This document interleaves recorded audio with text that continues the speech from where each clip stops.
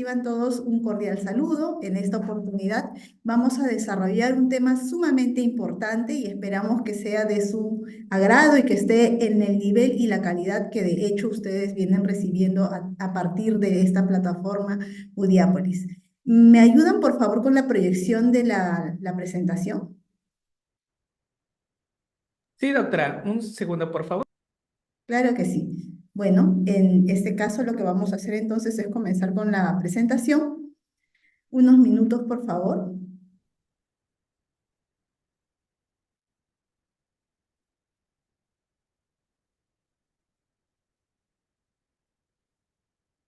Muchísimas gracias. Entonces, el día de hoy lo que vamos a trabajar es un tema sumamente importante que forma parte de este curso de especialización o este diplomado específicamente en la ley, la 30364, la ley orientada a prevenir, sancionar y erradicar la violencia contra las mujeres y los integrantes del grupo familiar. La siguiente, por favor.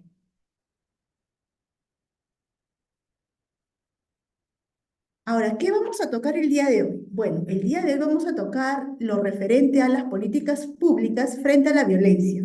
Entendemos que es en el marco de la 30364. Entonces, vamos a abordar cuatro puntos muy importantes.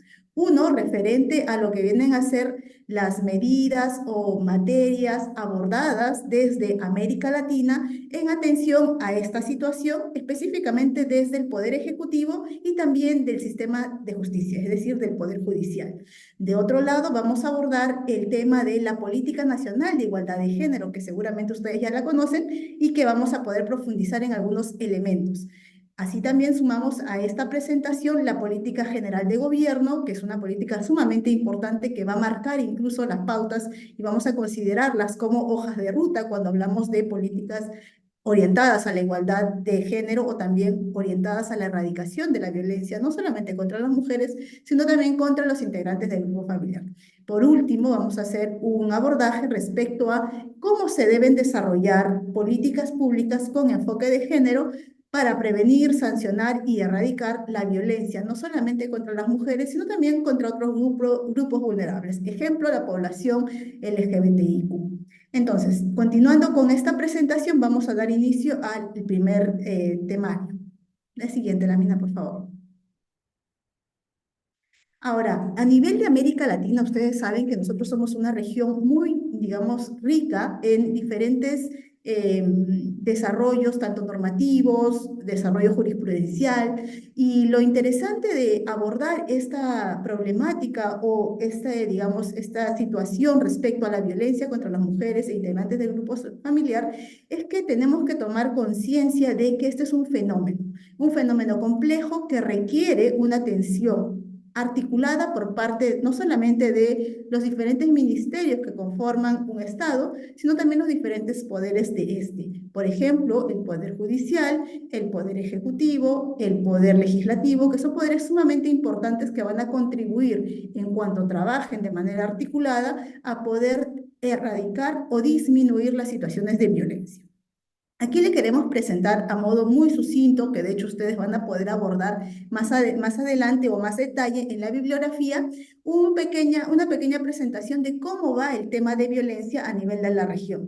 Esta es una información que se saca para el año 2020 y es una tasa a nivel nacional. Es decir, si se dan cuenta, nosotros somos el Perú, el cuarto país luego de Brasil, que tiene una alta tasa de casos de violencia contra las mujeres e integrantes del grupo familiar. Bueno, comentándoles un poco respecto a la importancia de poder reconocer que nuestro país es uno de los países que se encuentra dentro de los primeros puestos en temas de violencia de género. Eso no nos enorgullece definitivamente, pero sí es importante saber que es necesario comenzar a trabajar para disminuir esta tasa de incidencia de casos de violencia. Entonces, ciertamente a nivel de la región, este es un fenómeno complejo y hablamos de que es un fenómeno que tiene que ser abordado de manera articulada por las diferentes instancias y los diferentes poderes. Habíamos comentado que uno de los poderes que tiene mucha implicancia es el poder ejecutivo, pues como ustedes saben son los que establecen líneas de gobierno para poder abordar estas problemáticas.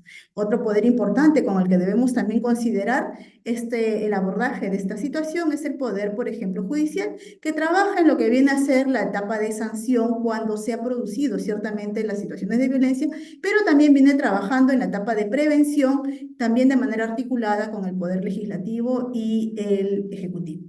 Bueno, entiendo que ustedes ya han tenido una clase muy desarrollada sobre el marco normativo nacional e internacional, por ello solo haré algunos alcances, pinceladas. Recordar que a nivel internacional existen ya compromisos asumidos por nuestro país que está orientado a poder reconocer que existe un marco jurídico internacional importante. Tiene que ver ahí pues la Declaración Universal de los Derechos Humanos, los pactos internacionales, tanto sobre derechos civiles y políticos, económicos, sociales y culturales, por ejemplo, ¿no? Y un elemento o digamos, un tratado internacional importantísimo que vamos a poder también ir ahondando en la sesión del día de hoy, tiene que ver con la Convención sobre la Eliminación de todas las formas de discriminación contra la mujer, que es un convenio del 79 y tiene un rango internacional fuerte.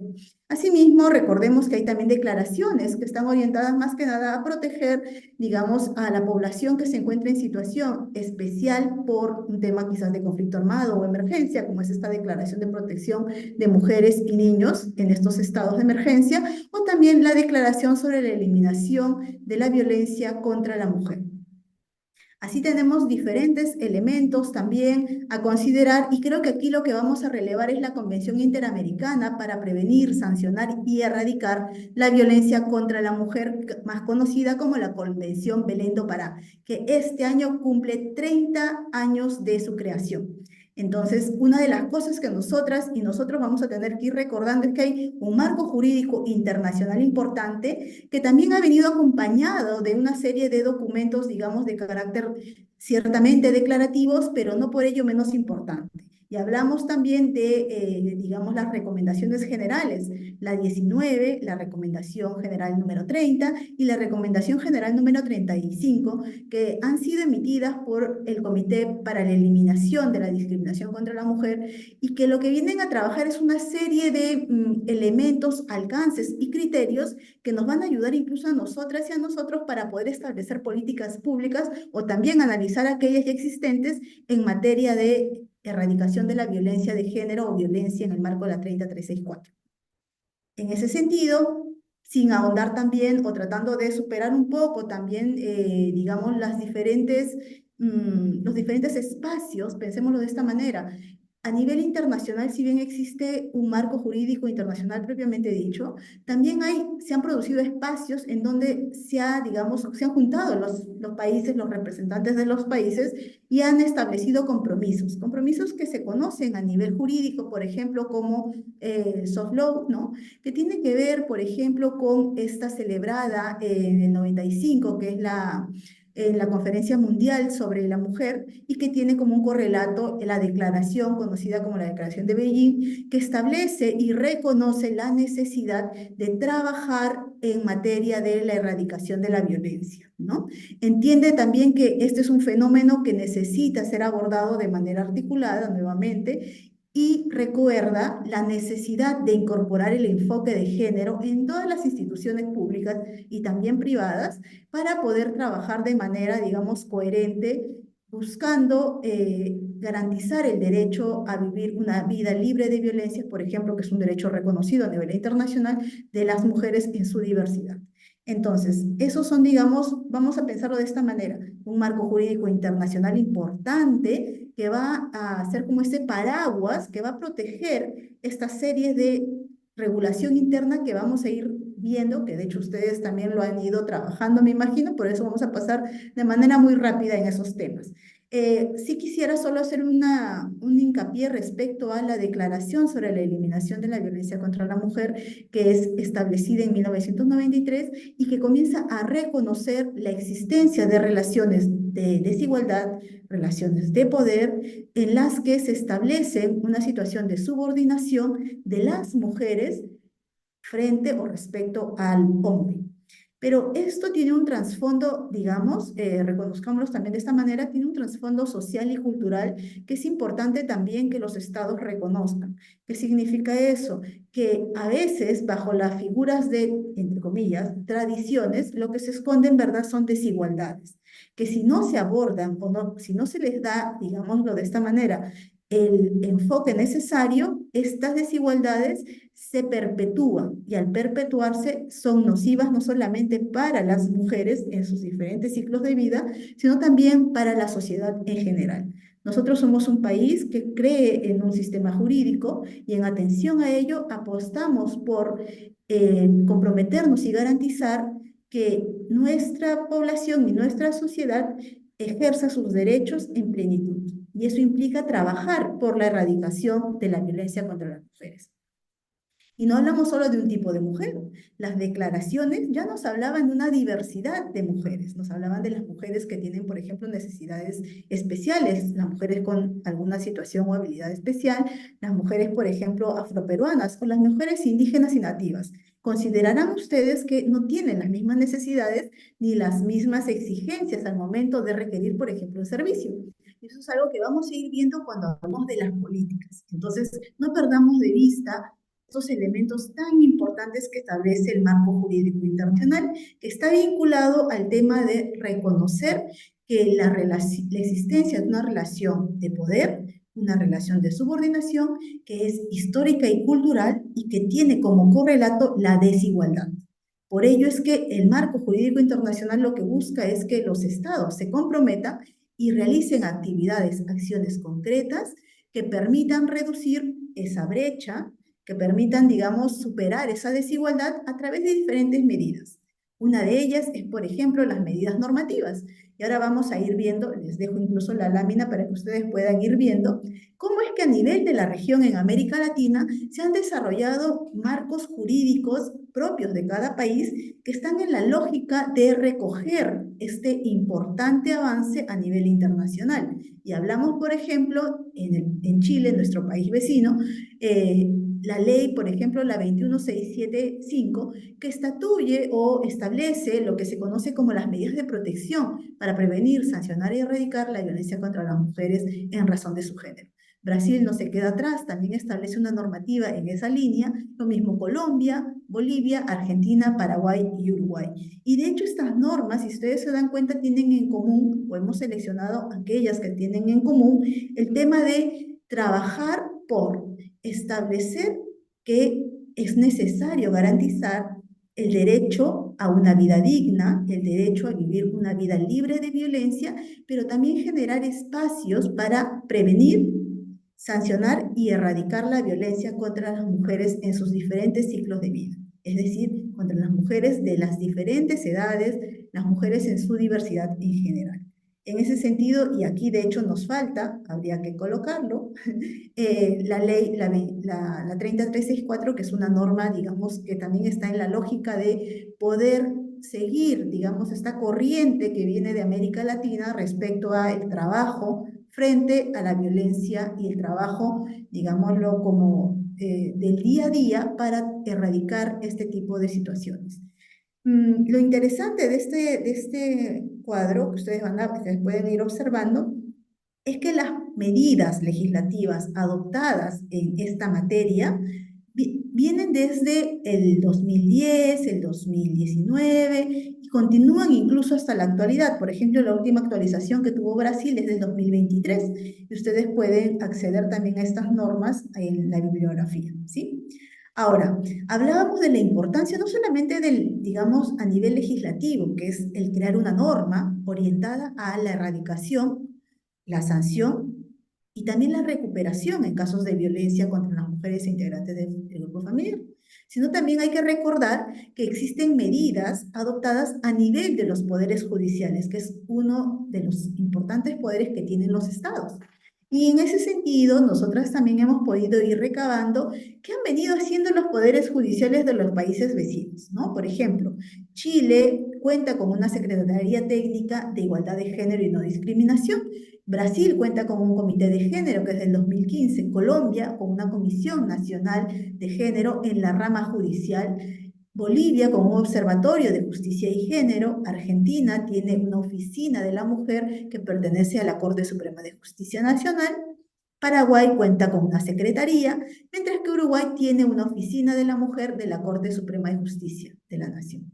En nuestro caso, en nuestro país, contamos con una Comisión de Justicia de Género del Poder Judicial que depende de presidencia de la Corte Suprema y en este caso forma parte también del Poder Judicial a nivel nacional. Y es del 2016.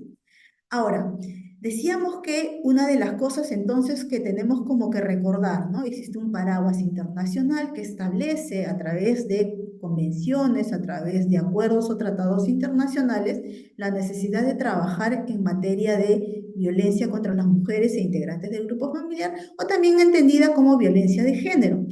Y en esa línea es que se han desarrollado avances normativos en cada uno de los países. Ya veíamos los diferentes países de la región que han desarrollado un marco jurídico importante, y en el caso de nuestro país, sabemos que ustedes ya lo han desarrollado, así es que vamos a pasar muy rápidamente por esta línea.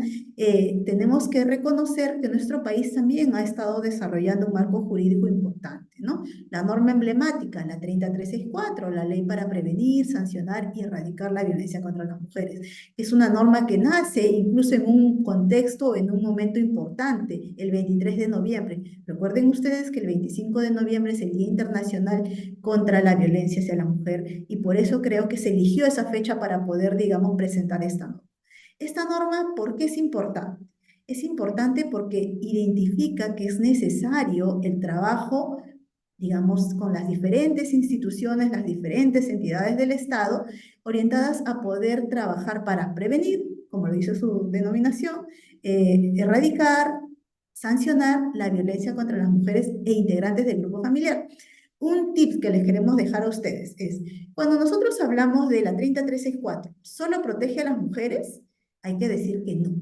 La respuesta correcta sería no, porque al hablar de los integrantes del grupo familiar, está reconociendo que también puede haber una violencia contra, por ejemplo, el padre, puede haber una violencia contra el hermano, puede haber un ejercicio de violencia contra quizás una persona adulta mayor, integrante de la familia, un niño, niña o adolescente. Entonces, es interesante que aquí simplemente un pequeño, digamos, una anotación a pie de página.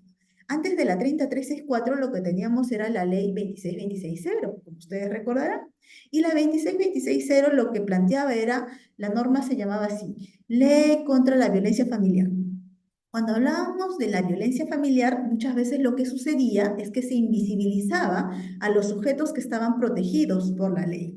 Por eso es que la 30364, que reemplaza a la norma 26260, busca identificar principalmente a las y los sujetos que pueden ser víctimas de violencia, más que a una institución, que es, por ejemplo, la familia, que nadie quita que eso siga siendo una institución importante, incluso a nivel jurídico, pero que es necesario recordar que a quienes se protege es a las personas que integran estos espacios, ¿sí? Entonces, bueno, pasamos también por la ley, una ley orientada a poder sancionar el acoso sexual en espacios públicos, que se enmarca en este importante también paraguas internacional que hablábamos más adelante, el decreto legislativo, el 1323, que habla sobre la necesidad de establecer agravantes en el tipo penal de feminicidio. También tenemos, por ejemplo, esta norma, la 3069, que busca modificar y establece algunos candados a nivel procesal o de ejecución penal orientados a poder establecer que no se puede acoger a beneficios penitenciarios a aquellas personas que han sido sentenciadas por delitos como por el feminicidio o como delitos en situaciones de lesiones agravadas en casos de violencia contra las mujeres. Por ejemplo, la trata de personas en sus diferentes modalidades o la violación sexual, entre otros, ¿no? Aquí les vamos a dejar una serie de marcos normativos nacionales orientados a poder, digamos, seguir esa línea a nivel tanto de la región como del marco jurídico internacional y poder establecer, pensémoslo de esta manera, cuando uno hace una casa, inicia unos cimientos, ¿no es cierto? Las bases que van a ayudar a mantener la casa parada. Ya, estos marcos normativos ayudan a eso, son los cimientos o las bases con las cuales nosotras como abogadas o abogados vamos a poder ir trabajando para poder erradicar la violencia contra las mujeres, pero también la violencia de género. Y aquí sí es importante hacer una pequeña atingencia. Cuando hablamos de la violencia de género, no nos referimos exclusivamente o únicamente a la violencia contra las mujeres. Cuando hablamos de violencia de género, estamos reconociendo que existen situaciones de desigualdad, situaciones sociales, históricas, culturales, que han, digamos, reforzado roles o estereotipos que se han asignado a las personas en atención a su sexo. Entonces, la violencia de género tiene que ver con esta idea de, o mejor dicho, establece o reconoce que existen desigualdades que están muy vinculadas al sexo que tiene cada una de las personas. Y en ese punto es relevante recordar que la violencia de género también se puede cometer contra, por ejemplo, hombres, personas adultas mayores, ¿no? Contra mujeres u hombres de poblaciones, por ejemplo, campesinas, indígenas o población, por ejemplo, migrante. Y aquí sí vamos a volver a reiterar que este marco jurídico lo que busca es trabajar en esa línea de poder identificar esta problemática y también revertirla.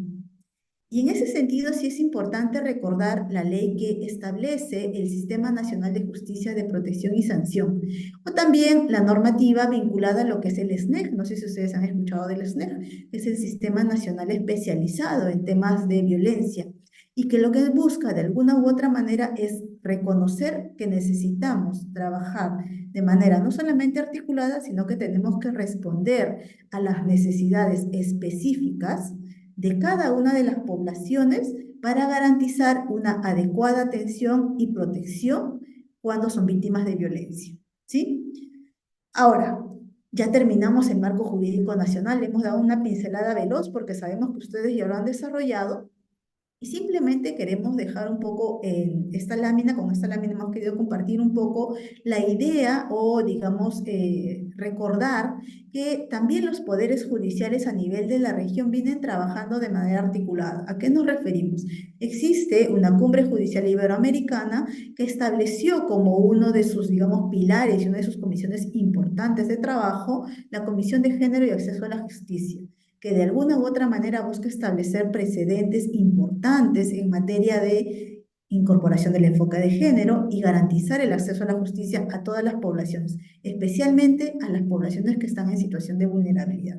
Entonces, con esta, digamos, cumbre judicial, lo que se viene trabajando es en transversalizar el enfoque, la perspectiva de género en diferentes países. Esta cumbre está compuesta por 22 países y a nivel de la región, es decir, esta parte de nuestro país, lo que tenemos es la Red Iberoamericana de Enlaces de Género de los Poderes Judiciales, que también está constituida por oficinas que trabajan diariamente en lo que es la incorporación del enfoque de género en los diferentes niveles y estructuras de los poderes judiciales de cada uno de esos países.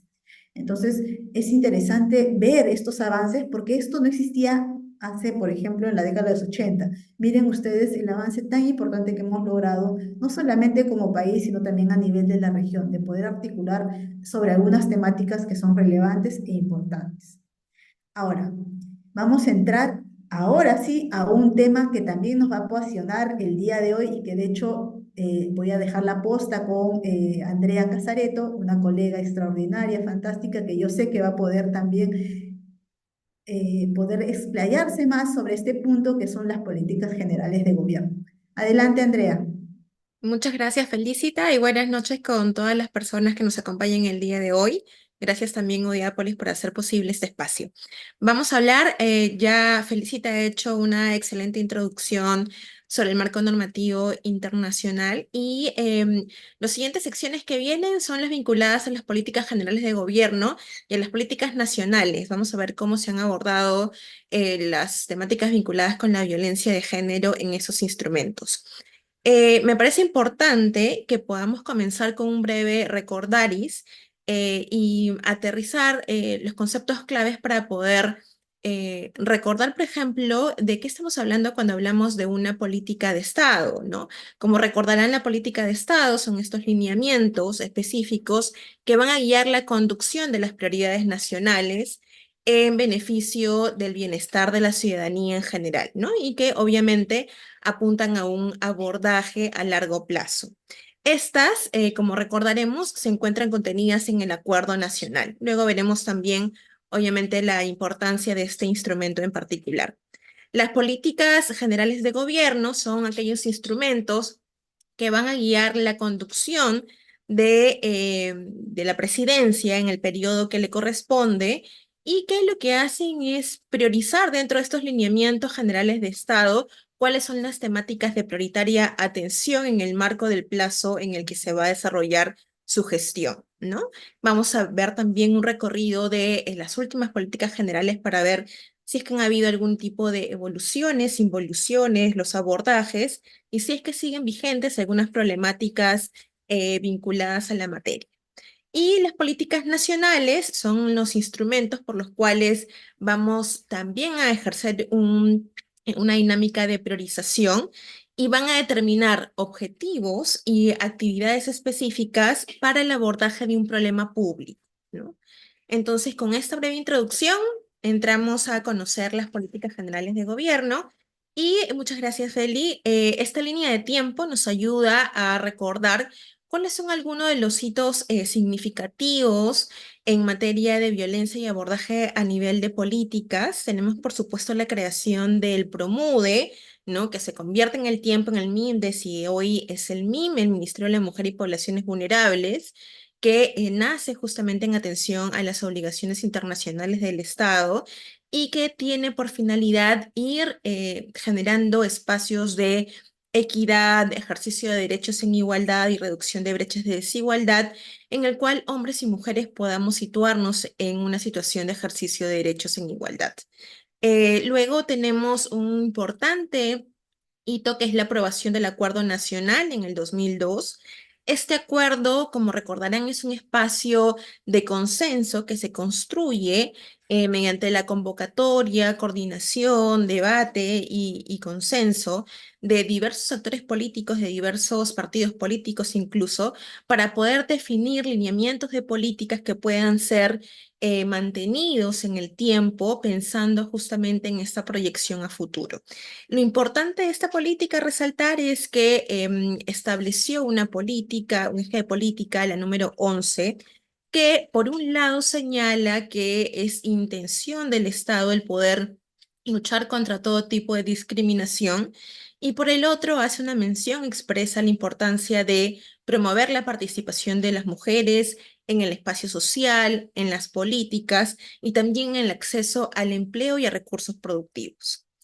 Tenemos en el 2007 la aprobación de la Ley 28983, la Ley de Igualdad de Oportunidades entre Hombres y Mujeres, que es una ley de significancia muy relevante porque no solamente establece la actuación plural del Estado, de sus poderes del Estado, con funciones específicas, sino que además genera una acción de monitoreo y de rendición de cuentas.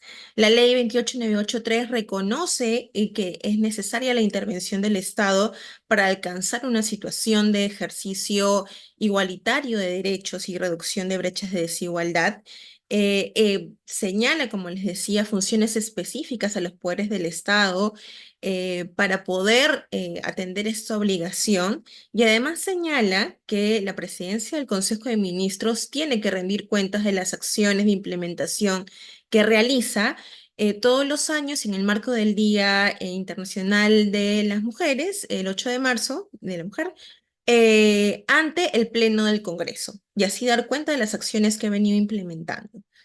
Tenemos en el marco justamente del proceso de implementación de la 28983, luego el PLANIG, que se aprueba en el 2012 y tiene una proyección hasta el 2017, que abordaremos con mayor especificidad en las siguientes láminas, pero que básicamente es un plan nacional de igualdad de género que promueve acciones estratégicas, determina objetivos y metas vinculadas a la operativización de la igualdad de las mujeres en temas de derechos económicos, derechos sociales, y reconoce e incorpora también la diversidad que señalaba Felicita hace un momento, reconoce la diversidad de las mujeres y su impacto diferenciado respecto a mujeres afroperuanas, indígenas, mujeres sin discapacidad y la línea de vida presente también.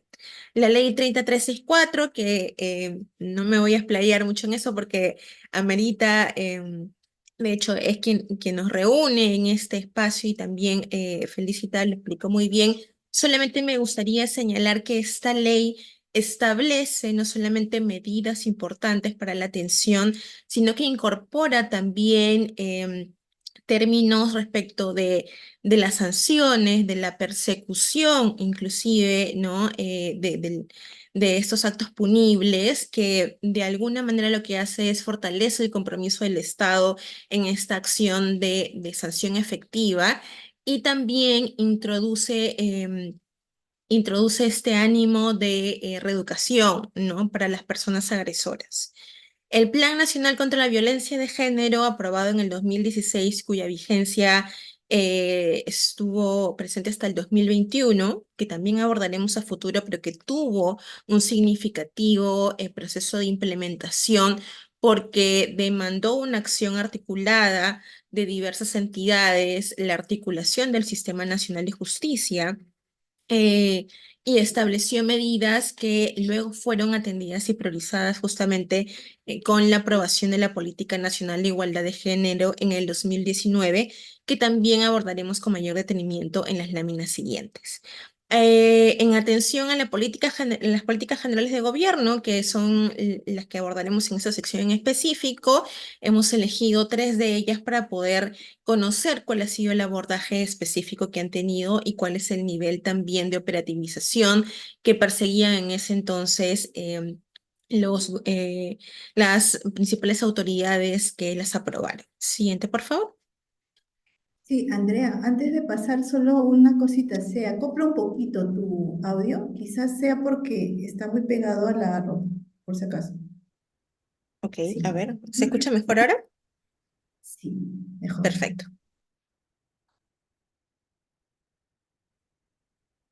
Entonces tenemos la política del gobierno hacia el 2021, aprobada en el 2018. Esta política general de gobierno establece un eje principal, el eje de desarrollo social y bienestar de la población, y genera un lineamiento específico para el abordaje en el cual podemos ver brechas de desigualdad, ¿no? Que es el 4.6. Promover la igualdad y no discriminación entre hombres y mujeres, así como garantizar la protección de la niñez, la adolescencia y las mujeres frente a todo tipo de violencia. Recordemos que la política general de gobierno, de acuerdo a lo establecido por la Constitución, es una facultad que tiene la presidencia de poder establecer los ejes prioritarios que van a conducir su mandato.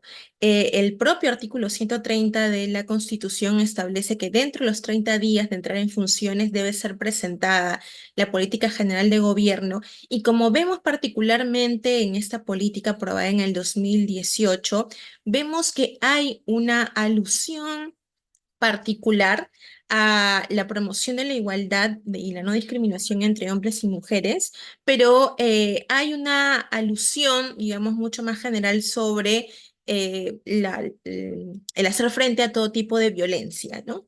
Esto también es interesante poder ver en qué eje se encuentra. El eje particular es desarrollo social y bienestar de la población, con lo cual el abordaje de estas temáticas está vinculado a una situación de bienestar en general, ¿no? Siguiente, por favor.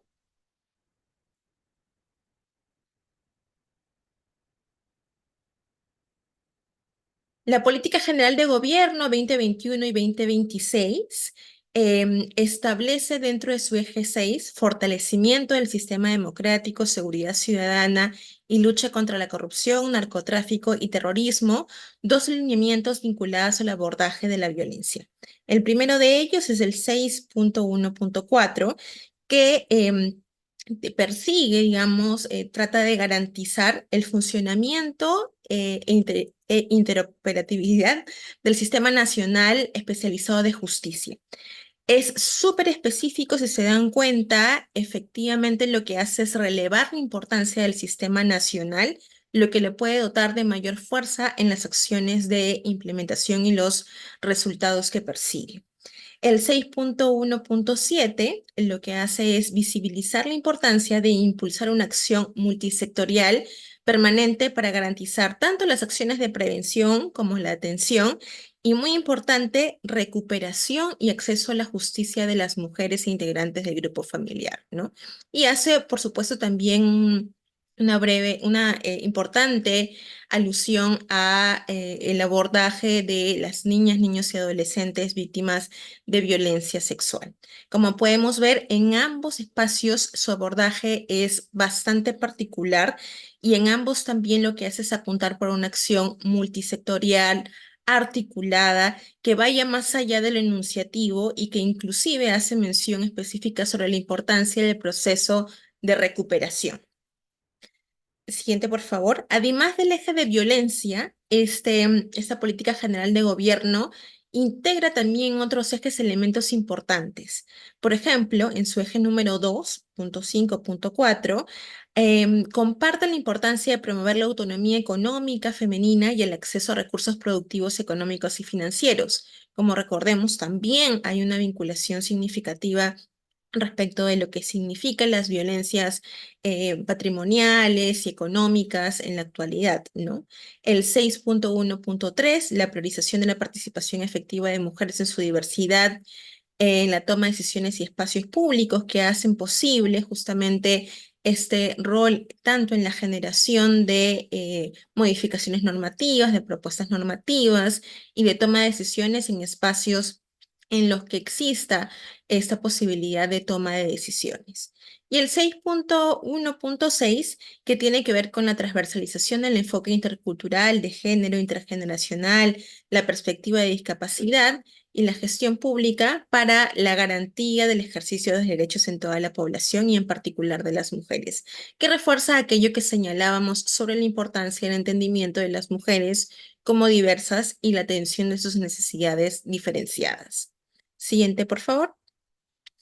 Luego, en el 2023, como recordaremos, los eventos políticos de nuestro país generaron un cambio en la gestión y entonces la política anterior aprobada en el 2021 no pudo concluir la vigencia proyectada. En el 2023, el actual gobierno aprueba también la política general mediante el Decreto Supremo 042 y establece en el eje de protección social para el desarrollo el lineamiento vinculado al fortalecimiento de la prevención y atención de la violencia contra las mujeres y los integrantes del grupo familiar, ¿no? Y también, obviamente, integra elementos vinculados al fortalecimiento de la participación política de las mujeres.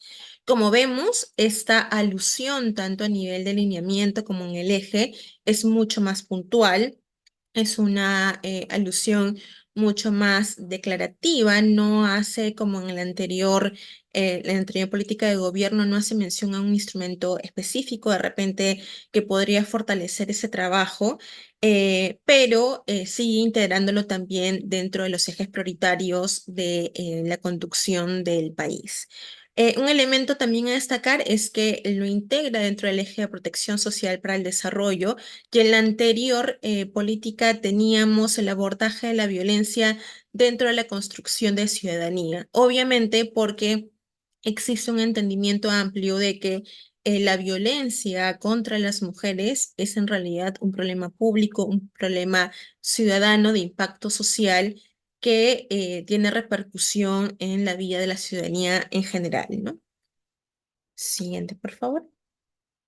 Y como les habíamos comentado, la forma en la que se operativizan también las políticas generales de gobierno y las políticas de Estado son las políticas nacionales. En particular, nos importa, dada su vigencia y su importancia, abordar la Política Nacional de Igualdad de Género que fue aprobada en el 2019 mediante el Decreto Supremo 008, y para eso conoceremos también algo de sus antecedentes y veremos cuál es el impacto de esta política en el abordaje de la violencia. Siguiente, por favor. Tenemos como antecedentes de la política dos planes de igualdad de oportunidades denominados PIO. El primero de ellos tuvo su vigencia inicia su vigencia en el 2000 y como podrán observar, el objetivo de este plan hace una vinculación directa a la igualdad de trato, ¿no? Y oportunidades para las mujeres y hombres. En este contexto, todavía no se hace una alusión expresa al ejercicio de derechos en igualdad, sino que el abordaje se enfoca en la igualdad de tratos y en el acceso a una igualdad de oportunidades, ¿no?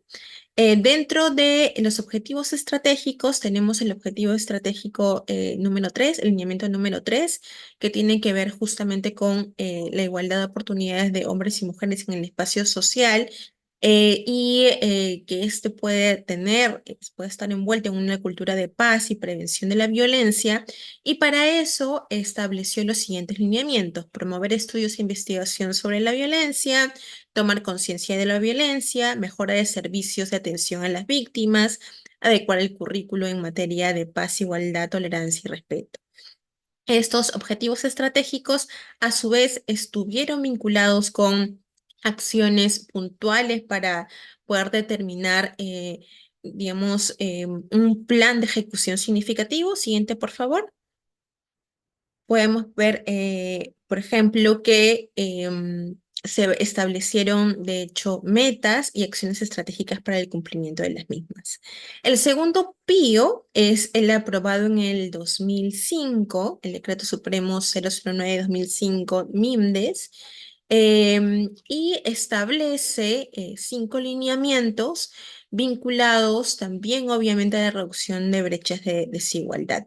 Dentro del lineamiento 2, promover en la sociedad la adopción de valores, prácticas, actitudes y comportamientos equitativos entre mujeres y varones, incluye el abordaje de la violencia. Siguiente, por favor. Vemos, por ejemplo, en el siguiente cuadro, que es una parte de la sección también vinculada a la operativización de este plan, cómo establece resultados esperados, determina acciones estratégicas y establece, por supuesto, metas, indicadores y entidades responsables para el seguimiento, ¿no? Sin embargo, todavía se encuentra en una etapa inicial, por ejemplo, en la que hace alusión a actividades como aprobación de normas para el fortalecimiento del abordaje de la violencia. Tampoco prioriza temáticas específicas, ¿no? Y tiene como acciones estratégicas, por ejemplo, las coordinaciones con el Congreso de la República, ¿no? Algunos elementos que podrían haber sido quizás abordados con mayor detalle. Sin embargo, para la época en la que era aprobado, considerando también las resistencias en las que muchas de estas políticas se aprobaban, eran avances significativos que luego en las acciones de seguimiento trataban de tener una instrumentalización mucho más detenida, tratando de reconocer cuáles eran las prioridades nacionales en esos contextos para poder darles impulso, por ejemplo, a nivel normativo, ¿no? Y de igual manera se abordaron también la priorización de campañas comunicacionales, em, el desarrollo de investigaciones en materia de causas, consecuencias de la violencia y otros elementos que fueron manteniéndose en el tiempo. Siguiente, por favor.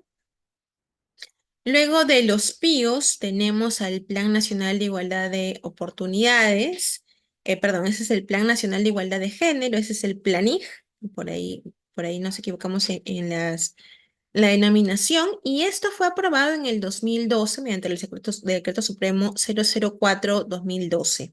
Este Plan Nacional de Igualdad de Género introduce con especial relevancia, con especial, de hecho, énfasis, la transversalización del enfoque de género en las políticas públicas y en todo el aparato estatal para que puedan resultar, obviamente, intervenciones que reconozcan los impactos diferenciados entre hombres y mujeres. Establece a su vez 8 objetivos estratégicos. También aborda actividades específicas vinculadas con campañas comunicacionales, con abordajes de patrones que hacen que exista tolerancia social hacia la violencia, y establece igualmente que los anteriores planes, objetivos, acciones medibles que eran también de cumplimiento multisectorial. Este en particular tenía el objetivo estratégico número 6, que habla de manera puntual sobre la reducción de la violencia de género en sus diferentes expresiones, ¿no? Siguiente, por favor. Dentro de lo que conocimos en el PANIG, el PLANIG, en la lámina anterior, solo un detalle adicional es mencionar que este fue un instrumento significativo acogido por el Poder Ejecutivo, cuyo entendimiento, justamente por el foco en la transversalización del enfoque de género, fue creciendo en el tiempo y se generó un importante compromiso para el seguimiento y la implementación de dicha política.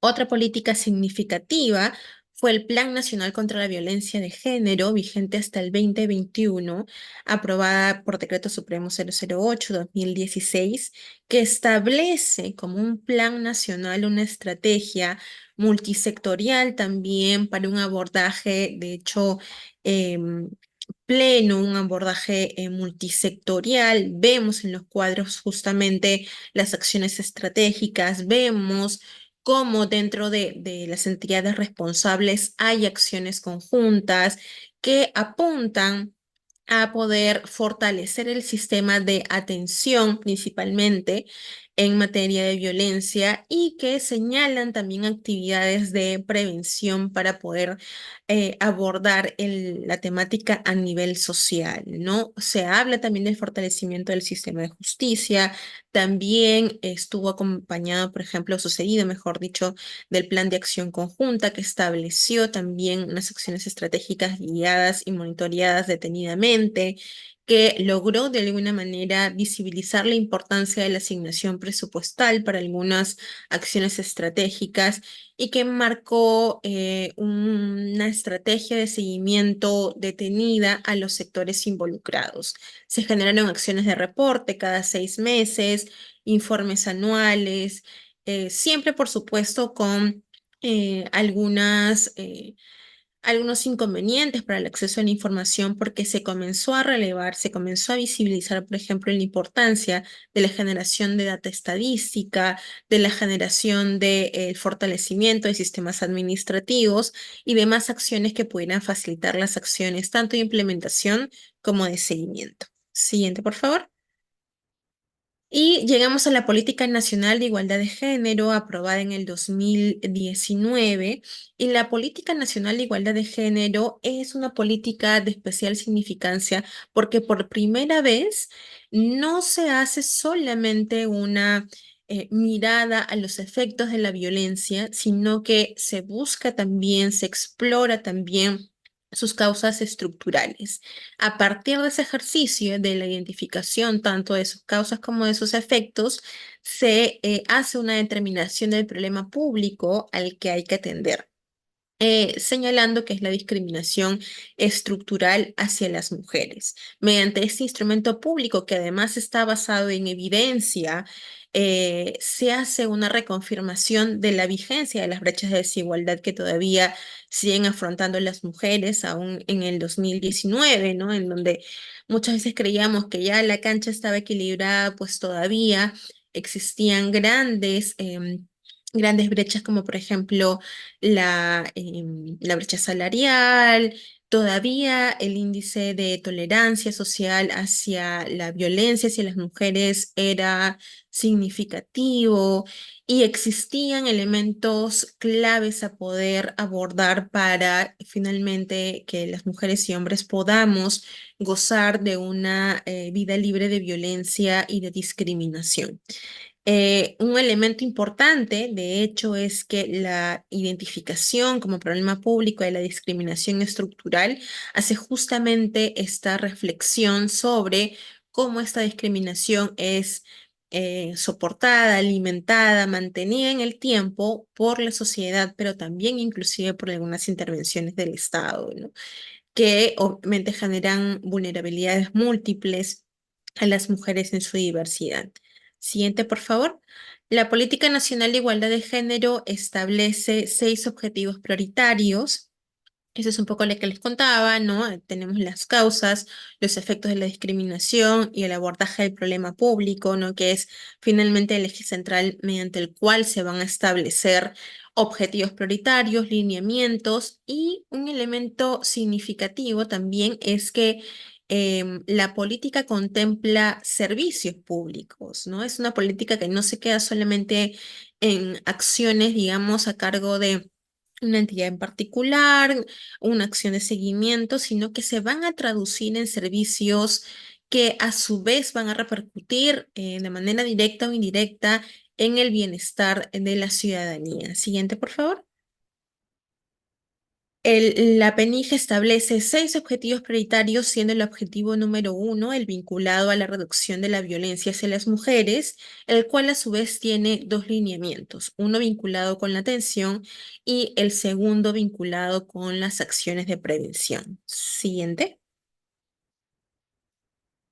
Dentro de las acciones de prevención, vemos justamente lo que les había comentado, la identificación de servicios claves para el abordaje de la atención que pasan por el fortalecimiento de la atención, acciones de acompañamiento, como por ejemplo el fortalecimiento de los servicios de defensa legal. Existe también un claro interés por acciones de recuperación, tanto física como emocional, a través de los servicios como los MAMIs, como los servicios proporcionados por el Centro de Salud Comunitario, como los centros de el acompañamiento al que les hacía referencia mediante los servicios de defensa pública, el Ministerio de Justicia, el acompañamiento, por supuesto, también y la mayor presencia de los centros de emergencia mujer. em, y también, de hecho, a los temas vinculados con el desarrollo de capacidades para el abordaje de la violencia, ¿no? El desarrollo de capacidades y competencias de estos operadores y operadoras de justicia para tener una intervención mucho más oportuna y acorde a la normativa. Siguiente, por favor. El lineamiento número 2 está vinculadas a la implementación de las medidas de prevención. Entonces acá le estamos dando también un foco significativo. Es cierto que el foco principal está en las acciones de atención, pero vamos introduciendo cada vez más acciones preventivas, y esas están vinculadas, por ejemplo, con el trabajo con hombres, ¿no? Las acciones de sensibilización, información y formación de grupos entre hombres, particularmente el Servicio de Hombres por la Igualdad del Ministerio de la Mujer, también los procesos de resocialización para evitar, ¿no? Que puedan volver a reincidir las personas que han sido condenadas por agresión sexual. Es un servicio que se tiene con el Ministerio de Justicia. También hay un trabajo significativo a nivel escolar para poder generar entornos libres de violencia que se puedan mantener en el tiempo. Siguiente, por favor. Y como un dato adicional importante, esta política en la norma de aprobación establece que sus acciones de cumplimiento van a estar vinculadas con las de la ley 28983, la ley de igualdad de oportunidades entre hombres y mujeres. Entonces se acoge, de hecho, a este sistema de rendición de cuentas, con lo cual el informe de cumplimiento de la ley 28983 concede un espacio significativo para poder hablar de la implementación de la política, de los servicios y los estándares que debe cumplir justamente en atención a la calidad que se persigue. Adicionalmente, por supuesto, tienen los reportes de seguimiento y de implementación solicitados por CEPLAN, que esto quizás pueden ser un poquito más duro, pero la información tanto cualitativa como cuantitativa son encontrados en estos informes, si es que ustedes quieren conocer un poco más de ellos y también conocer los avances de la implementación de los servicios que hemos compartido ahora. Y con eso, siguiente, me parece que hemos terminado esta sección. Sí, y volvemos con Felicita.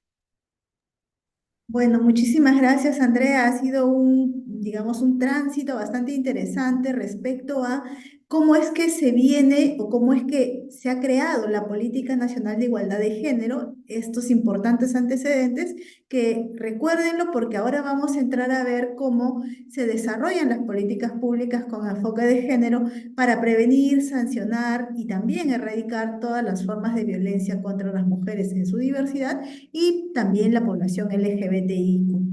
A ver, esta parte sí va a ser un poco más práctica y de hecho agradecemos la participación en el espacio, pero también vamos a pedirles que quizás en algún momento nos puedan ayudar cuando hacemos algún tipo de preguntas, que por favor, en todo caso, quizás por el chat, Andrea, podríamos ir anotando si tuviesen alguna respuesta para poder, digamos, tener esta interacción, que es lo que buscamos también en estos espacios formativos en donde estamos aprendiendo de manera colectiva.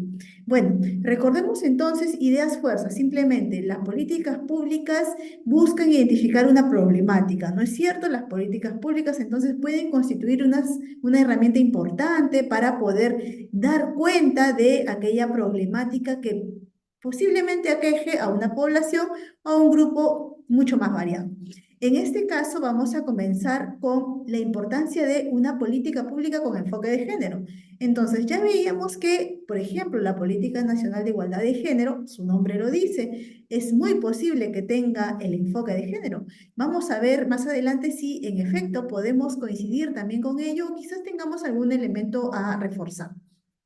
Asimismo, las políticas tienen que responder a aquellas necesidades específicas que pueda tener la población, sean mujeres, sean población, digamos, migrante, por ejemplo, población afrodescendiente quizás, o población nativa o campesina. Pero no dejemos de recordar que siempre que tratemos una política pública con enfoque de género, tenemos que recordar estos tips de los que hablábamos durante toda la presentación, que tiene que ver con identificar y ver si existen o no esas condiciones de discriminación, esas situaciones de subordinación, o quizás esas situaciones en donde hay una, digamos, reducción o imposibilidad de ejercicio de un derecho, por ejemplo.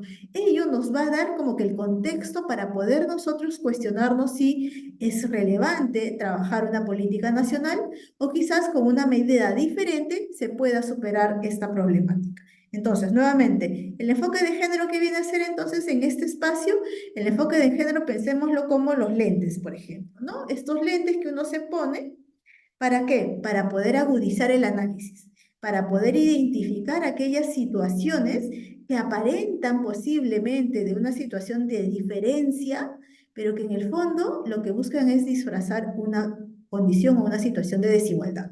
Entonces, el enfoque de género va a comenzar a escudriñar, nos va a permitir a nosotros, como si tuviésemos una lupa, a poder evidenciar o identificar cómo es que algunas situaciones pueden tener un impacto diferente e incluso un impacto no deseado y adverso negativo en determinadas poblaciones.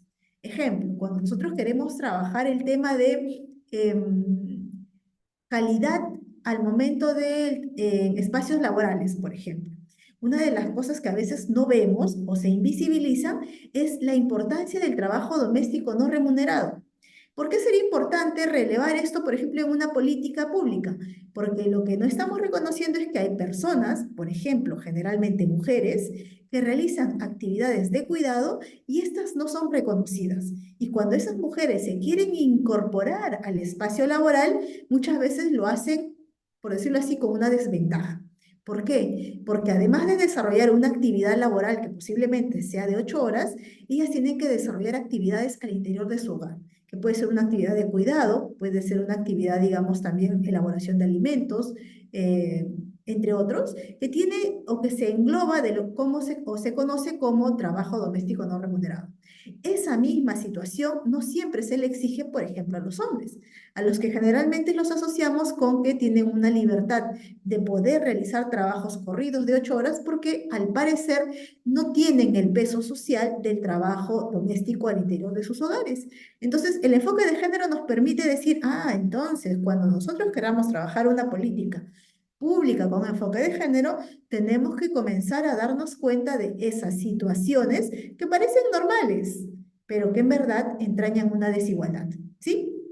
Ahora, una de las cosas que también ya Andrea nos iba comentando y que íbamos presentando también es lo vinculado a que muchas veces las instituciones, igual sin intención a veces, pero pueden también reproducir estereotipos o pueden reforzar desigualdades.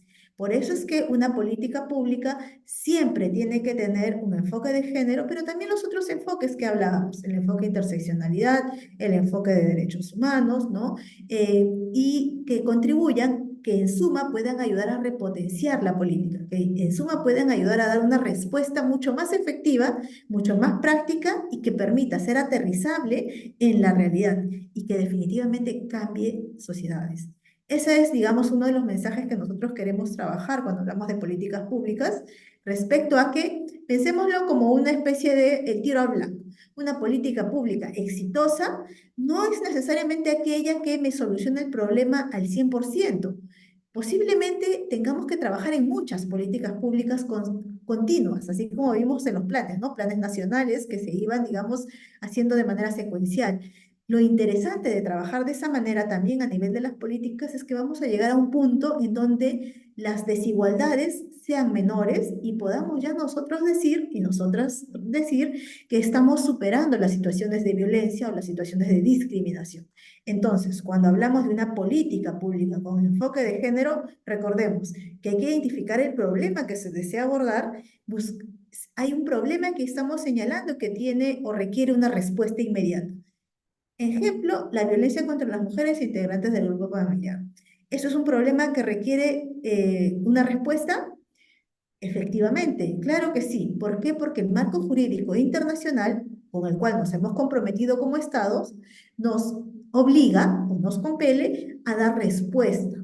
Ahora, ¿será lo mismo una situación de violencia, por ejemplo, en una zona altoandina, que una situación o un contexto de violencia en una zona urbana? Posiblemente no, y por eso es importante el poder hacer de esa política, digámoslo de esta manera, hacerla detallada o poder contextualizar, y eso implica el conocer las cifras y las estadísticas para poder tener una atención mucho más afinada y aguda de esa problemática. Entonces, una de las cosas que tenemos que comenzar a reconocer también es la importancia de preguntarnos cuando queremos trabajar en una política. ¿Qué nos podemos preguntar? Número uno, ¿cuál es el problema que estamos identificando? Luego, ¿qué una especie de lluvia de ideas? ¿Cómo consideraríamos que ese problema se puede resolver? Posiblemente requiera algún tipo de, digamos, de análisis de la propia problemática. ¿Cuándo surgió ese problema? ¿A qué se puede deber? ¿Qué requeriría para poder superarse? ¿Sí? Eso, digamos, en términos, pensémoslo así, en términos en general. Pero también tenemos que ir a lo específico, a lo particular, y eso es lo importante de una política pública, que no se queda solo en lo general, sino que puede aterrizar en casos específicos y concretos.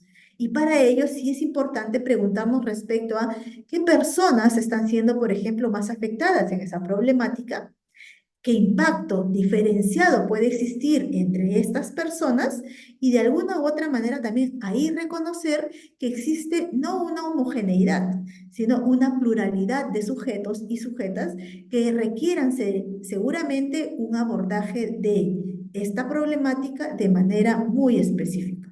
Entonces, una política pública, pensémosla como si fuera una especie de una flecha que tiene los dos, que es como que de ida y vuelta.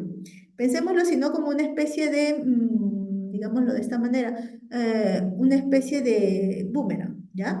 Cuando uno tiene un boomerang, va y viene, ¿no es cierto? Ya, una política pública tiene que ser así, tiene que ser trabajada de manera, digamos, a nivel del Estado, a nivel de las diferentes instituciones, que puedan ellos articular, sentarse en una mesa y poner en la mesa la problemática y poner e identificar los servicios que pueden dar respuesta a esa problemática, pero también esa situación o esta política llegar a un caso o una especificidad y poder dar una respuesta concreta.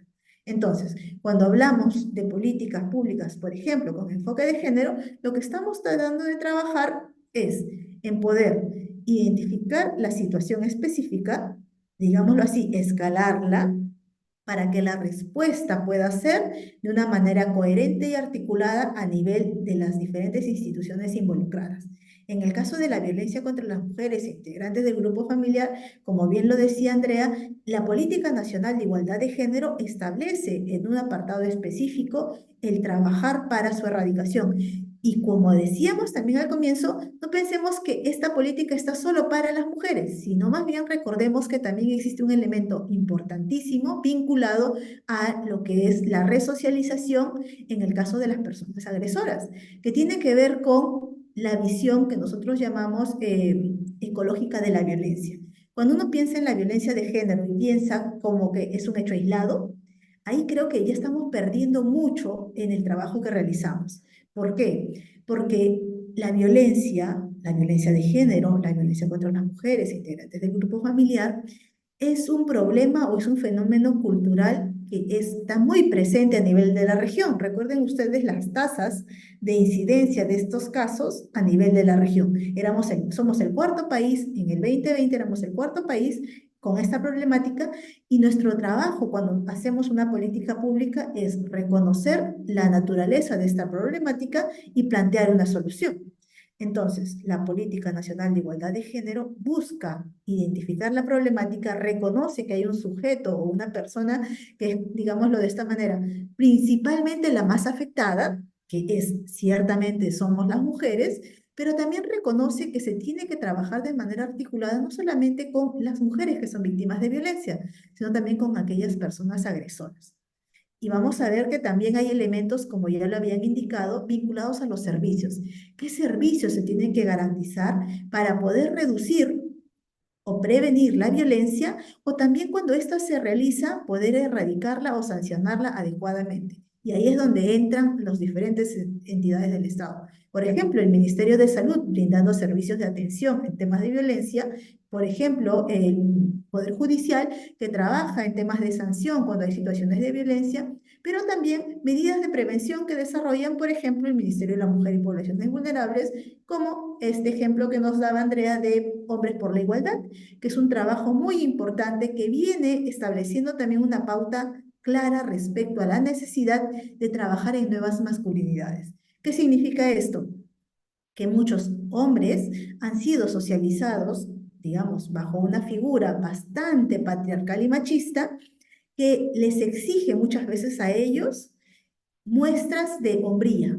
Y una muestra de hombría, muchas veces a nivel cultural, es la externalización de la violencia, la poca tolerancia a la frustración, la poca capacidad de diálogo o en todo caso el poder desarrollar también un lado emotivo, afectivo, sensible en su personalidad. Hay autoras como por ejemplo Marta Lamas, que ustedes les invito a leerla. Marta Lamas hablaba de cómo es que cuando una mujer se reconoce a sí misma como mujer, es muy diferente el proceso de un hombre que se reconoce a sí mismo como hombre. Y ustedes se preguntarán, ¿de qué se trata esto? A ver, un paréntesis. Cuando una mujer, decimos una mujer, digamos, social y culturalmente, es aquella que tiene funciones, por decirlo de esta manera, o capacidades que la naturaleza le ha brindado, que le permiten tener, dice ella, una identidad continua. Esta niña inicialmente pasa a ser una mujer, tiene un periodo menstrual, por ejemplo, puede salir embarazada si lo desea, dar de lactar, y son, digamos, episodios en la vida que una mujer puede elegir ciertamente, pero que ella no tiene que reafirmarse a sí misma constantemente que es una mujer, porque hay un como especie, dice ella, la autora Marta Lamas, un devenir para ser mujer. Claro que hay autoras que tienen una visión distinta, pero quiero poner este ejemplo ¿por qué? Porque para el tema de las masculinidades, esta autora, que es una psicóloga, señala que la masculinidad se construye en atención a la oposición. Y dice, lo difícil que es construir una masculinidad cuando constantemente se le enfrenta a lo femenino. Es decir, se es más masculino cuanto menos femenino sea esa persona. Ejemplo, cuando el niño va creciendo, dice la autora, se le exige que se aparte o se separe o se distinga más de la mujer, que puede ser su madre o su hermana, porque así reafirma su masculinidad. Y para seguir reafirmando su masculinidad tiene que tener, digamos, eventos o hitos culturales específicos. Ejemplo, el corte de cabello. En el caso de los hombres es algo cultural que nosotros quizás no lo hemos cuestionado, pero a nivel social tiene eso es como, se toma como una hipótesis para considerar el tema de el devenir de la masculinidad. El otro ejemplo que pone la autora es cómo es que digamos, el enfrentamiento constante, el probar la hombría, como le podemos decir nosotros ahora, constituye también situaciones de riesgo en donde esta persona se puede exponer a situaciones de violencia. Entonces, cuando hablamos de políticas públicas con enfoque de género, hay que tomar en cuenta esos elementos. No estamos diciendo que sean verdades absolutas, pero sí tomémoslo en cuenta para identificar cómo una política puede tener ese impacto necesario y diferenciado y poder ayudar a reconstruir los tejidos sociales que se pudiesen haber roto en atención a situaciones de violencia. Entonces, otro de los elementos que tenemos que considerar cuando hablamos de este tipo de políticas es identificar de qué tipo de beneficiario o beneficiaria estamos hablando. Es decir, ¿a qué persona queremos llegar? Y en este caso, en la Política Nacional de Igualdad de Género, por ejemplo, sí se preocupa por reconocer la diversidad de mujeres que existen, la necesidad de coberturar servicios diferenciados, pero también la necesidad de coberturar servicios para los hombres en atención a estas nuevas masculinidades no hegemónicas, no digamos patriarcales, sino vinculadas a la igualdad. Y en ese sentido creo que es una apuesta muy interesante que también nosotras les invitamos a que puedan revisar esta política. Y por último, uno de los elementos que también nos mencionaba Andrea, importantísimo, tiene que ver con los recursos económicos. Si hablamos de políticas públicas y más con enfoque de género, sí tiene que haber una asignación presupuestal o un recurso específico asignado para poder tener éxito. Porque de lo contrario, lo que tendríamos son un documento con interesantes hallazgos, identificación fantástica de la problemática, pero servicios que no están garantizados. Entonces, cuando hablamos de políticas públicas con enfoque de género, tenemos que recordar no solamente que necesitamos recursos económicos, sino también recursos sociales, políticos y culturales. Y en ese sentido, es relevante reconocer que la sociedad, nosotras y nosotros, tenemos un papel importante en este trabajo, en el trabajo de la prevención y la erradicación. Cuanto más conozcamos de la norma, mucho más alcance va a poder tener esta y mucho más garantizada tendremos los derechos nosotros como ciudadanos y como ciudadanas. Entonces, un poco ya dándole la vuelta y tratando de cerrar un poco la idea con las políticas públicas con enfoque de género, lo que vamos a hacer ahora es preguntarles a ustedes y por favor sus reacciones a través del chat. ¿Consideran ustedes que, cuál sería, consideran ustedes, por ejemplo, una problemática que se pudiese atender? Hemos dicho la violencia contra las mujeres integrantes del grupo familiar. Quizás ustedes reconozcan alguna problemática, incluso en sus propios espacios, sus propias comunidades, localidades o sectores, o sus propios espacios de estudio, por ejemplo.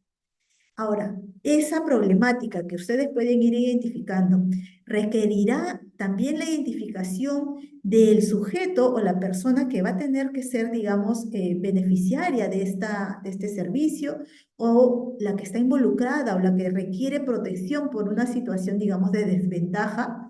Veamos digamos, esa posibilidad. Y para ello les dejamos algunas consultas referentes a, ¿será relevante el sexo que tenga la persona para poder trabajar en una política pública con enfoque de género?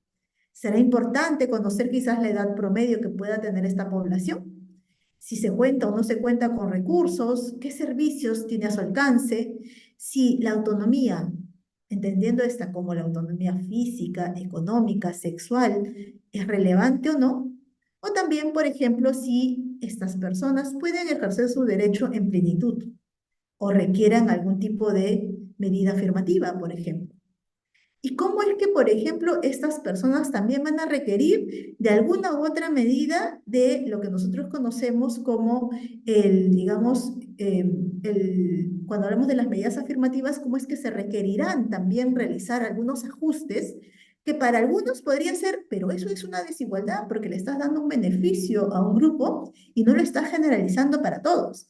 Y ahí es importante recordar que nuestra Constitución reconoce que sí se pueden establecer medidas afirmativas en atención a que existe una especie de brecha, pensemos en una escalera, ¿ya? En donde una persona, un tipo de personas o un grupo de personas están aquí arriba, mientras que otras están por aquí abajo. La medida afirmativa busca establecer una situación de igualdad. Por ello, sí está permitido el tomar medidas que de alguna u otra manera alienten a que esa desigualdad se supere. Esa es una medida afirmativa, ¿sí? Entonces, no sé si ustedes puedan dejar alguno de sus comentarios por el chat. A ver, Andrea, tú nos vas comentando si hay alguno. Y Felicita, justo Marta Chura nos propone como problema público la discriminación por la raza y origen de la persona, origen étnico-racial, que lamentablemente aún está latente en nuestra sociedad, ¿no? Verónica, por su parte, nos dice, sí, son criterios que se deben de tener en cuenta para poder identificar una problemática, ya que involucra el ámbito público, ¿no? Jenny dice, ¿cómo abordar los conflictos familiares sin tener que iniciarse? Esas son preguntas que ya vamos a abordar al final, pero por lo pronto Verónica y Marta nos presentan estos elementos en respuesta a tu consulta. muchísimas gracias, Verónica, Marta, y de hecho le seguimos, nos vamos a seguir cuestionando, así es que de aquí vamos a salir digamos, con ciertas dudas, pero que también van a contribuir a poder continuar quizás con nuestra temática más adelante. Ahora, un punto o un elemento que sí es importante recordar es que una política, piensen en un poliedro. Un poliedro, digamos, ¿se acuerdan ustedes cuando nos enseñaban esto? Ahí está, un rubí, una especie de como una especie de piedra, ¿ya? Que tiene muchos ángulos. Y al tener muchos ángulos tiene muchas caras. Entonces, esto es lo que hablamos o lo que debemos pensar en nuestras mentes cuando hablamos de una política pública. Una política que tiene múltiples caras y que va a depender de dónde lo veamos, con qué enfoque también, para poder reflejar la realidad compleja que trata de superar. ¿Sí? Ahora, si ampliamos la mirada y no nos quedamos solo con una de las caras de ese ángulo o de ese, digamos, de ese poliedro, lo que también podemos ir viendo es que sí existen situaciones, aún en nuestro siglo, en donde, digamos, se pueden visibilizar situaciones de discriminación que siguen invisibilizadas. Y ahí, ¿de qué hablamos? Por ejemplo, decíamos el caso del trabajo doméstico no remunerado. Les apuesto a ustedes que para estar aquí, estemos nosotros sentadas o sentados en los espacios en donde estamos, es porque alguien ha tenido que realizar actividades que nosotros quizás no lo hemos visto como una actividad, digámoslo así, tan necesaria. Ejemplo, eh, la cocción de los alimentos, quizás el recaudo de agua, digamos, el contar con los servicios, digamos, esenciales en el día a día, incluso hasta el hacer las compras en el mercado. Esos son elementos o actividades que constituyen, o digámoslo así, están dentro de lo que se considera el trabajo doméstico no remunerado, que aún ahora sigue sin ser, digamos, reconocido. Existen proyectos de ley a nivel del Congreso que buscan su visibilización, pero recordemos que mientras existan discriminación y desigualdad, nosotros tenemos que apostar por la construcción de políticas públicas, específicamente también con enfoque de género. Ahora, ¿por qué hablamos de la interseccionalidad? Porque en este punto es importante también hablar de la interseccionalidad. Y ahí tomo el ejemplo que nos dejó una de las amigas del espacio que tenemos ahora en conjunto.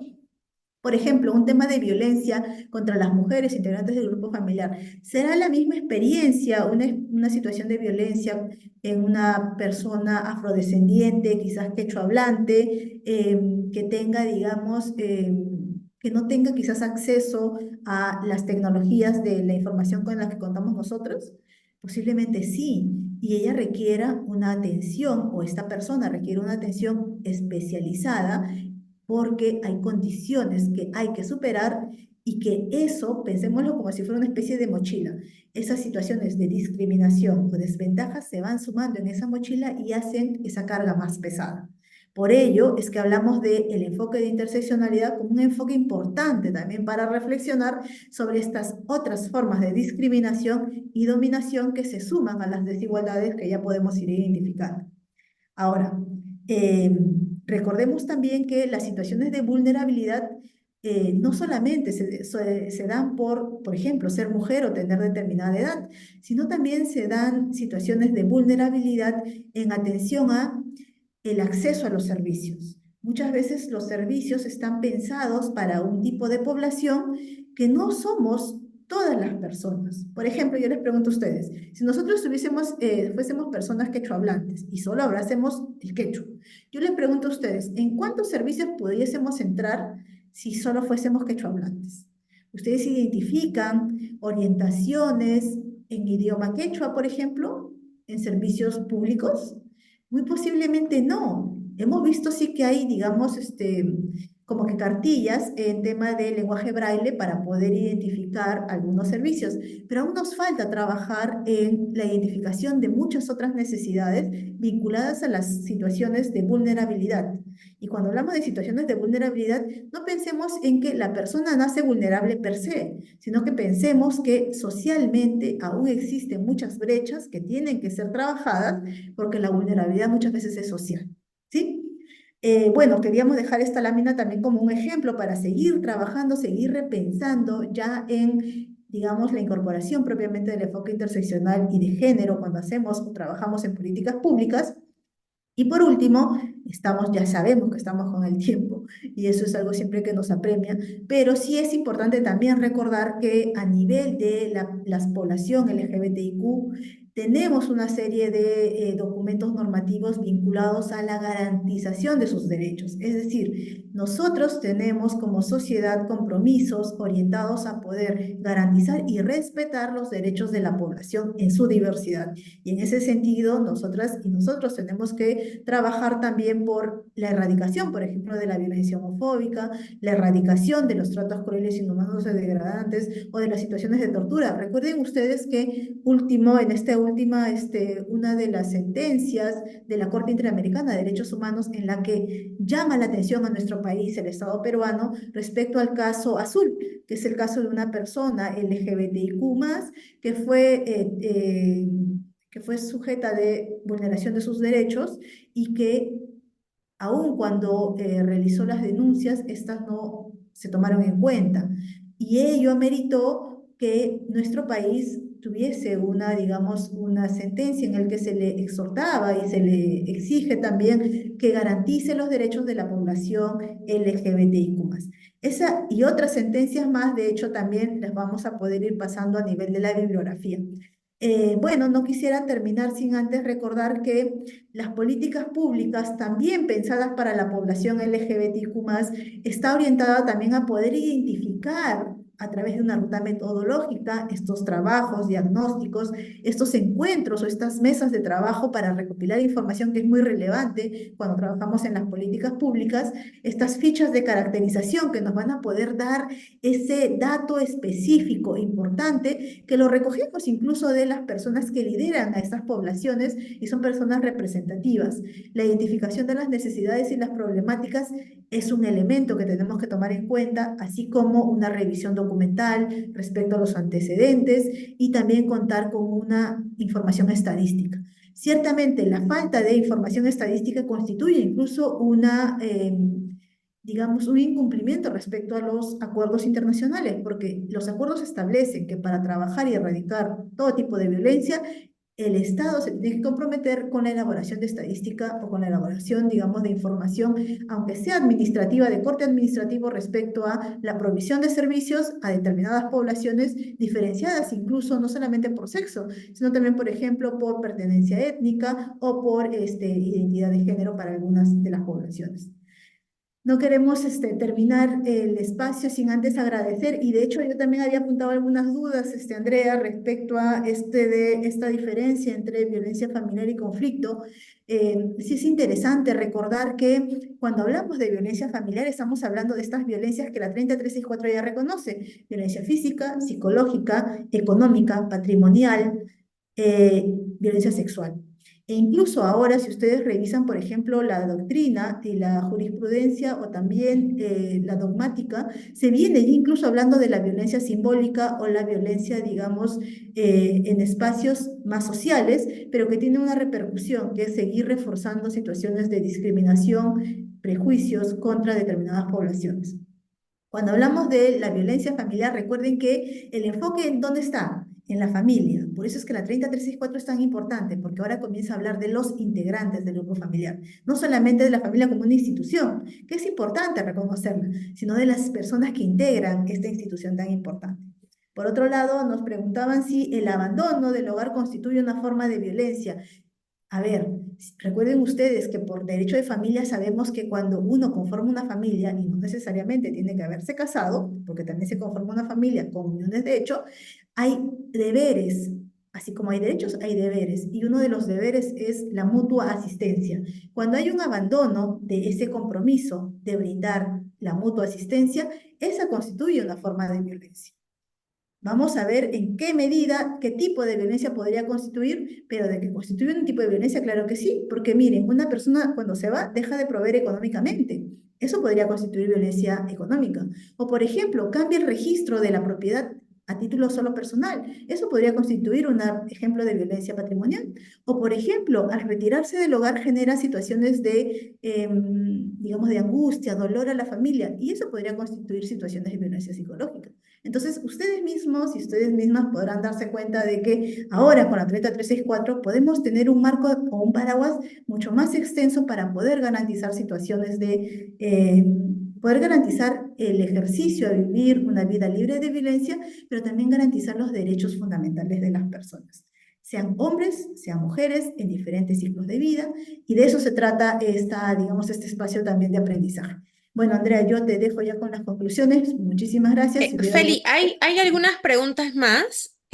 Todavía estamos con tiempo para poder abordarlas, así que vamos a conocerlo. Lo único que sí quería es como puntualizar respecto de la última pregunta, que sí es importante analizar el contexto, ¿no? Porque tampoco es que, por ejemplo, nosotros nos mantengamos en un espacio familiar, ¿no? Con el temor de no hacer abandono de hogar. De hecho, hay medidas en las que uno puede dejar constancia en la comisaría sobre la necesidad de abandonar este bien común, justamente porque puede estar en un contexto de violencia, ¿no? Entonces, si es que estamos en ese contexto, no temamos también pedir, de hecho, la constancia policial para poder generar un medio de prueba y no exponernos a un escenario de violencia por ese temor de entrar en una categoría de abandono de hogar, ¿no? Luego tenemos una consulta sobre cómo abordar los conflictos familiares sin tener que iniciar con una denuncia en una comisaría en el SEM, que en el juzgado podría acabar declarando que no es una situación de violencia familiar, sino que las partes deben solucionar. ¿Qué alternativas podrían plantearse? Te cuento todas las preguntas, porque de repente por ahí coinciden algunas. ¿Sí? Tenemos luego otra pregunta que dice, cuando un travesti, cuando una persona trans se percibe como mujer y es violentada, la autoridad, ¿cómo tomaría su denuncia si su DNI es de varón?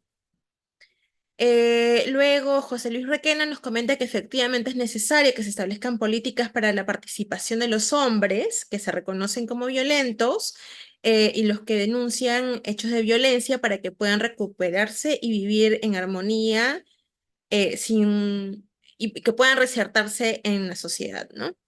Em, Luego nos dice, ¿se puede recibir una denuncia por violencia familiar cada 2 semanas por la misma mujer? ¿Cómo parar esto?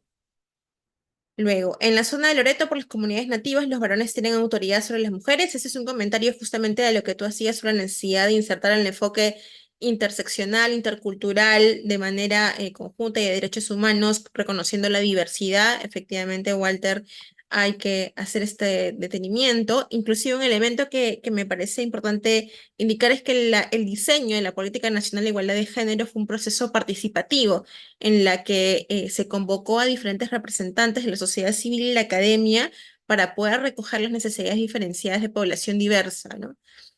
En una comunidad nativa, una señora X fue víctima de violencia física y psicológica por otra señora Y. La señora X va y quiere poner su denuncia en el juzgado de la provincia y en el juzgado le dicen que tiene que ir a poner su denuncia en el distrito que le corresponde ante la comisaría para que la policía pueda canalizar al Poder Judicial. Sin embargo, en la comisaría le dicen que tiene que poner su denuncia en su comunidad. La señora, en vista de que no le harán caso, ya no quiso perseguir la denuncia. La señora ha sufrido violencia por parte del juzgado, la policía al no recibir su denuncia. Y la última pregunta es, ¿qué pasa si después de pedir garantías, la persona agredida busca al presunto agresor en otro domicilio? Bueno, a ver, vamos a dar algunos alcances. De hecho, sabemos que genera muchas dudas. Eso es interesante y es importante siempre que tenemos espacios de formación, que también planteemos las preguntas. En el caso de, por ejemplo, yo estaba registrando aquí el tema de la violencia contra las personas LGBTQ en atención a lo del DNI, ¿no? Como dice en el registro. Ahí sí es interesante el poder reconocer que a nivel de la Corte Interamericana de Derechos Humanos ya hay pronunciamientos respecto a que sí es importante adecuar el derecho administrativo en atención al reconocimiento de la identidad de género en el caso de las personas o de la comunidad LGBTQ. Y en esa línea es que también, por ejemplo, nosotros hemos tenido una serie de precedentes, incluso judiciales, respecto a la posibilidad de reconocer a las personas dentro de lo que son, digamos, la identidad que estas personas están señalando en el marco de sus, en el marco de esta política también orientada a poder reconocer y poder respetar también la identidad de cada una de las personas. Entonces, creo que ahí lo que nosotros estamos aún es trabajando en esa línea, pero no somos los únicos porque también a nivel de la región sí se vienen dando cambios normativos a nivel de derecho administrativo para que se pueda consignar no solamente el nombre, el apellido, sino también la identidad de género de las personas de la comunidad. Y creo que eso también va a ser algo relevante, comenzar a trabajar desde acá. Ya hay, digamos, precedentes también en esa línea que tenemos que irlos, digamos, haciendo el seguimiento. Y en atención a, por ejemplo, esto de la necesidad de que si hubiese un caso de violencia, qué hacer antes de recurrir a una vía judicial, ahí sí creo que la respuesta, la 30364, es bastante clara. La 26260 antes hablaba de la conciliación como una medida para, digamos, salir de la situación de violencia familiar. Recuerden ustedes que hablaba de la violencia familiar como la institución, el mantener una institución aún per se cuando los integrantes tenían situaciones de violencia. Por eso es que la 30364 es tan interesante, porque lo que dice es no hay posibilidad de conciliar en situaciones de violencia. Nosotros podemos tener diferencias posiblemente, y esos no serán ejemplos de violencia, pero cuando hay situaciones de violencia en el marco de lo que establece la norma, no existe la posibilidad de conciliación. Es verdad que en algunos ejercicios, y decimos nosotros ejercicios poco adecuados, tomamos a veces conocimiento de que a nivel de la Fiscalía se están aplicando principios de oportunidad para no llegar a situaciones de judicializar, pero eso incluso está siendo una forma de sacarle la vuelta a la ley, porque como ustedes vieron en nuestro recuento normativo, también existe esta situación de no hacer cambio respecto a el tema de beneficios penitenciarios para personas que han sido agresoras. ¿Y esto responde a qué? A que no generemos situaciones de impunidad. Si nosotros consideramos que podemos, digámoslo así, establecer un acuerdo cuando hay una situación de violencia, yo les pregunto a ustedes, ¿ustedes creen que las dos partes están en igualdad de condiciones? No, cuando hay una situación de violencia, recuerden, relación de poder, relación de subordinación. Entonces, no son partes que están en la misma situación, por eso no puede haber un acuerdo. Y creo yo que oportunamente la norma 3664 y el reglamento establecen que no existe situación de conciliación cuando hay una situación de violencia. ¿Sí? Ahora, en el caso de estas situaciones, por ejemplo, nosotros hemos hecho una investigación bien interesante respecto a cómo es que en comunidades campesinas o comunidades nativas que están muy alejadas de la provincia o el distrito, ¿qué pasa cuando hay situaciones de violencia? Hasta ahí a veces no llega la policía o la policía dice, bueno, voy, pero págame pues la gasolina, no sé. O hay situaciones en donde las propias instancias, no hay un poder judicial, quizás no hay un juzgado. ¿Qué hacemos en estos espacios desde donde hay un alejamiento de, digamos, a nivel incluso territorialmente hablando? En esos casos, lo que se está viendo, y es muy interesante, y por favor les aconsejo de que sigan esos, digamos, esos casos para ver cómo vamos afinando también el trabajo en esa línea, es que en comunidades, por ejemplo, campesinas o nativas, lo que se está generando son espacios en donde hay mujeres lideresas que vienen a establecer como que un grupo de trabajo con sus compañeras de la comunidad. Y estas mujeres lideresas son personas que están siendo formadas en temas de, por ejemplo, la norma, las diferentes formas de violencia, que ellas incluso muchas veces se identifican como víctimas de violencia, pero que han superado esa situación. Porque incluso ahora nosotros a nivel, digamos, a nivel de la doctrina o a nivel digamos, las autoras o autores que hablan, ya no hablan tanto de víctimas de violencia, sino de mujeres o personas que sobreviven o superan las situaciones de violencia. ¿Por qué? Porque la persona no es un sujeto que se queda como una víctima de violencia, sino que muchas veces supera esa experiencia y se constituye en una lideresa de su comunidad. Y estos son ejemplos interesantes, porque son mujeres que han atravesado situaciones de violencia, se constituyen en lideresas de su comunidad y son personas que orientan a sus demás compañeras respecto a cómo se puede ir identificando las situaciones de violencia que pueden ir atravesando. Y no se queda solo en eso, sino que vienen trabajando de manera articulada para que las comunidades incorporen en sus reglamentos internos sanciones efectivas a nivel comunitario para las personas que agreden a las mujeres o también a los otros integrantes del grupo familiar. Y eso creo que es una medida importantísima, porque de alguna u otra manera las comunidades están comenzando también a articularse para poder tener una respuesta efectiva frente a la violencia y que no quede como justificación ni caso de impunidad que se diga que está alejado de un digamos, establecimiento o de la policía, sino que también ellos se articulan como para poder dar respuesta y poder dar salidas. Una de ellas es el poder reconocer en los estatutos, ya sea de las comunidades nativas o en los reglamentos de las comunidades campesinas, las situaciones de violencia y la sanción comunitaria que va a tener ese caso. Y eso está amparado en la norma. Entonces creo que sí es interesante el seguir esos ejemplos y poder seguir trabajando también en atención a que hay que responder a los casos de violencia. No podemos decir que porque no está un juzgado, eso no es sancionable. Claro que es sancionable. Y también una exigencia desde la propia Política Nacional de Igualdad de Género es que los juzgados y los espacios de intervención en temas, el Ministerio de la Mujer, el Ministerio de Salud, el Ministerio de Educación, la Policía Nacional, el Poder Judicial, trabajen para poder llegar hasta estos espacios porque nosotros no podemos argumentar que por la distancia territorial o física no se ejerza el derecho conforme a lo que se está estableciendo en nuestras normas internas, ¿no? Eso es un poco, digamos, lo que quisiéramos ya un poco dar conclusiones y no sé, Andrea, si tú tuvieses algún punto más, pero ya de mi parte vamos cerrando. Muchísimas Sí. gracias. Felicita, solamente justo en el contexto en el que tú comentabas, no quería perder de vista la pregunta de William que preguntaba, parece que el contexto justamente del ejemplo que nos ponía de la señora y la señora X se genera en una comunidad nativa y preguntaba si es que la no atención del juzgado y de la policía también era una forma efectiva de violencia hacia la persona denunciante. Sí, ahí sí nos sirve mucho la Convención de Belén do Pará, que reconoce incluso la violencia institucional, que a nivel quizás normativo todavía no está sonando mucho, pero que a nivel internacional, en atención también a nuestra Constitución, que reconoce y debemos incorporar la normativa internacional en nuestra normativa interna, eso constituye, por ejemplo, un ejemplo de violencia institucional. Cuando no hay una garantía de poder dar un servicio correcto y adecuado, en este caso, como bien lo señalas, la Administración de Justicia no puede amparar la desprotección de esta situación, ¿no? Sí se tiene que dar una respuesta. Y el no darla sí constituiría un ejemplo de violencia institucional, ¿no? Por ejemplo. Genial. Y finalmente, ya para entrar a conclusiones, veo algunos comentarios que hacen referencia sobre algunas falsas denuncias, sobre denuncias recurrentes.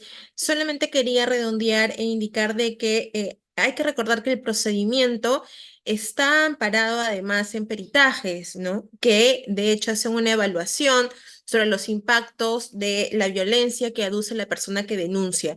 Entonces, el sistema no se, digamos, no es un sistema que ampara o que podría amparar denuncias falsas, sino que a su vez está revestido de ciertas garantías para poder reconfirmar justamente los impactos de las personas que denuncian, ¿no? Entonces, sí es importante también tener en consideración que muchas veces hay impactos que no calculamos en la vida de otras personas, ¿no?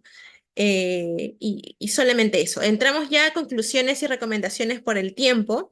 Y para cerrar, dentro de las principales conclusiones, nos gustaría compartir que efectivamente los logros en los avances normativos nos han permitido un reconocimiento de la vulneración a nivel de violencia hacia las mujeres como una vulneración de derechos humanos. Y ese es un paso significativo y que a su vez también, como lo señalamos en las láminas anteriores, tiene un impacto a nivel social.